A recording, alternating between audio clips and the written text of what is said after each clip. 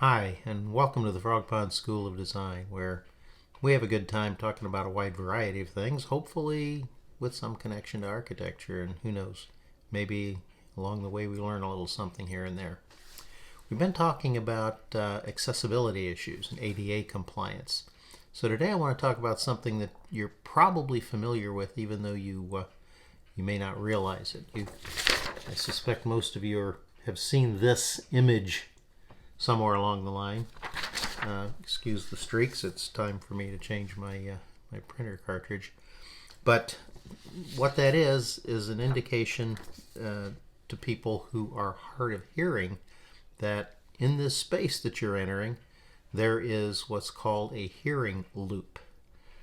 So what is a hearing loop? How does it work? And what's it for?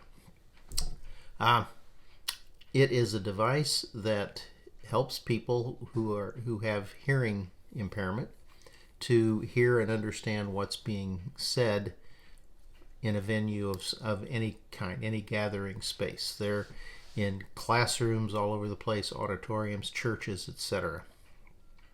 And it's merely, done with a wire looped around the space. That's why it's called a hearing loop. And it takes a signal and requires a microphone.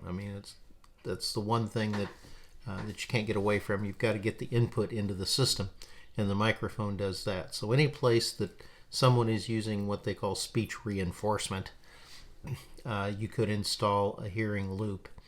And the beauty of it is it doesn't require a special receiving device on the other end. Anyone who has a relatively up-to-date hearing aid has what they call a T-coil, and I don't know if it works with cell phones today or not, but with the old telephones, that's what they used when they were on the phone. They would flip on their T-coil, and then they would be able to hear what's coming through the telephone. The same coil picks up the signal from the hearing loop. So most people with hearing aids can go in, turn on their T-coil, and have much better chance of hearing what's going on than without it. So it's a very simple, straightforward system, relatively inexpensive to install.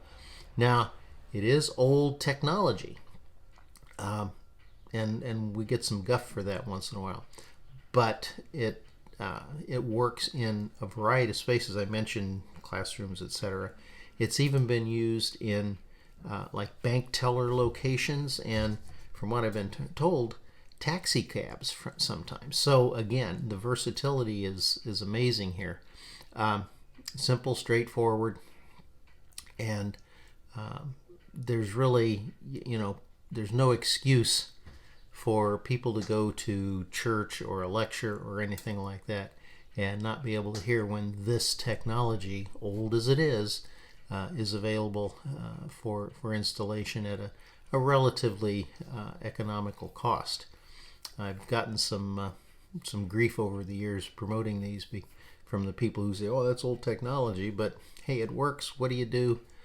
Some people are never satisfied. So, hey, thanks for joining us today at the Frog Pond School of Design. I look forward to seeing you hanging around the pond again real soon.